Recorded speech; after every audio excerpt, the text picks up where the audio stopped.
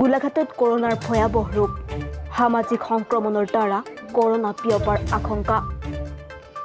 গোলাঘাটৰ চক বজাৰৰ এখন ব্যৱসায়িক প্ৰতিষ্ঠানৰ এজন কৰ্মীৰ দেহত এইবাৰ পোৱা গৈছে কৰোনা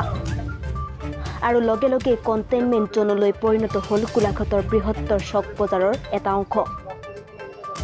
বজাৰখনত পৰৱৰ্তী নিৰ্দেশলৈকে সম্পূৰ্ণৰূপে নিষিদ্ধ হৈ পৰিব সাধাৰণ লোকৰ প্ৰৱেশ নিৱেশ গোলাঘাটত সাৱধানে থাকক আপুনিও গোলাঘাটৰ পৰা বিকাশ গগৈ জাগৰণ টাইমছ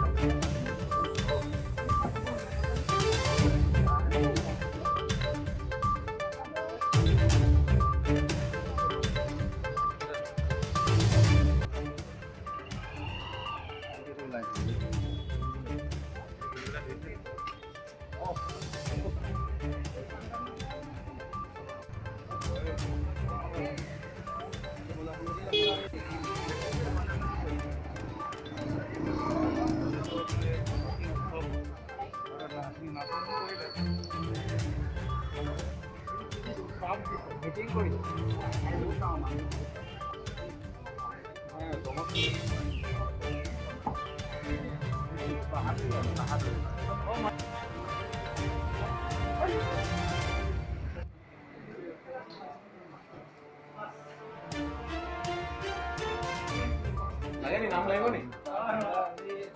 नहीं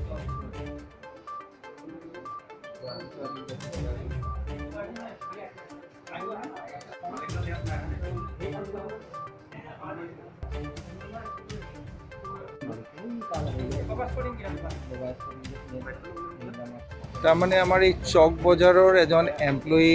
আমি যোৱা 18 তাৰিখে তেওঁৰ জ্বৰ বুলি কমপ্লেইন কৰাত মালিকে তেওঁক ছুটি দিলে ঘৰত যাবৰ কাৰণে তাৰপিছত তেওঁ ডক্টৰৰ তাত যোৱাত চিভিল হস্পিটেলত তেওঁৰ কোভিড টেষ্ট কৰা হ'ল আৰু তেওঁৰ যোৱাকালি ৰাতি আমি পজিটিভ টেষ্ট পালোঁ তেতিয়া তেওঁ ঘৰ য'ত 10 নম্বৰ ৱাৰ্ডত তাৰ পৰা আমি 108 আনি হস্পিটেলত এডমিট কৰালোঁ যেহেতু আমি কণ্ট্ৰাক্ট ট্ৰেচিং কৰিব যাওঁতে তেওঁক দেখিলোঁ যে তেওঁ এই বজাৰৰ এটা দোকানত কাম কৰে আৰু সেই দোকানখন ইমান জনবহুল অঞ্চল সেইকাৰণে ওচৰ পাজৰে যিমান দোকান আছে চবৰে আমি এতিয়া চেম্পল ল'ম আৰু এই বজাৰখন আমি যেতিয়ালৈকে মানুহখিনি নিগেটিভ নাহে কণ্টেইনমেণ্ট জোনত থাকিব আৰু আজি 8টাৰ পৰা আমি এইটো কণ্টেইনমেণ্ট জোন ডিক্লেয়াৰ কৰিম এতিয়া আমি এনাউন্সমেণ্ট দিম আৰু আমাৰ ইয়াত বেনাৰ পোষ্টাৰখিনি লগাই দিম আৰু চেম্বাৰ অফ কমাৰ্চক আমি টেলিফোন কৰি জনাইছোঁ যে এই বজাৰখন এতিয়া কণ্টেইনমেণ্ট জোনত থাকিব তেওঁ ঘৰ অলৰেডি কণ্টেইনমেণ্ট কৰা হয় এই মালিক পক্ষ আৰু তেওঁৰ ওচৰত থকা অন্ততঃ 8-10 দোকানদাৰ আমি এতিয়া সোৱাব ল'ম আৰু আজি সোৱাব কালেকশ্যন কৰিম বা কালি কৰিম তাৰপিছত তেওঁলোকৰ টেষ্ট নিগেটিভ আহিলেহে আমি এই কণ্টেইনমেণ্টটো উঠাই দিম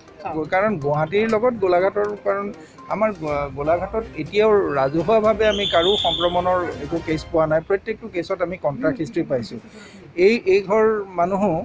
তেওঁ গোলাঘাট নাৰ্ছিং হোমত গৈছিল তেওঁৰ এটা আহজা আছিল তেওঁৰ সেইকাৰণে যিহেতু আপোনালোকে যিটো সংক্ৰমণ ক'ব বিচাৰে আমি কোনো সংক্ৰমণ এতিয়ালৈকে দেখা নাই গোলাঘাট বাণিজ্য মহাবিদ্যালয়ৰ অধ্যাপক-অধ্যাপিকাসকলৰ চব লোৱা হ'ব নেকি লোৱা আৰম্ভ হৈছে ইতিমধ্যে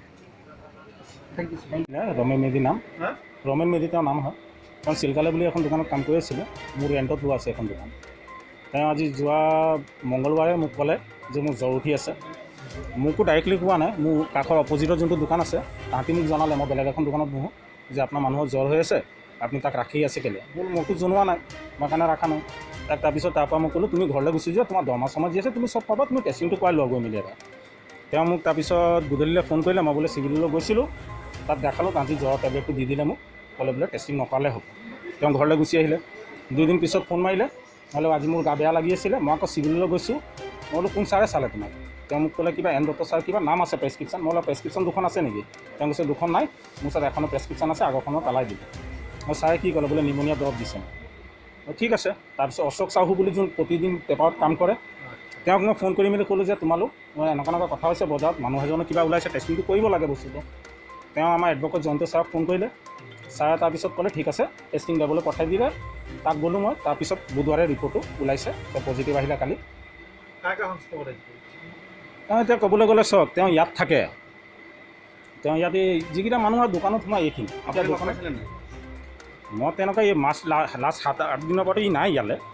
তাকো ছুটি দি আছে, ঘৰতে আছে। তেওঁ অহা যোৱা তেনেকৈ চব দোকানত ভৰি নিদিয়ে,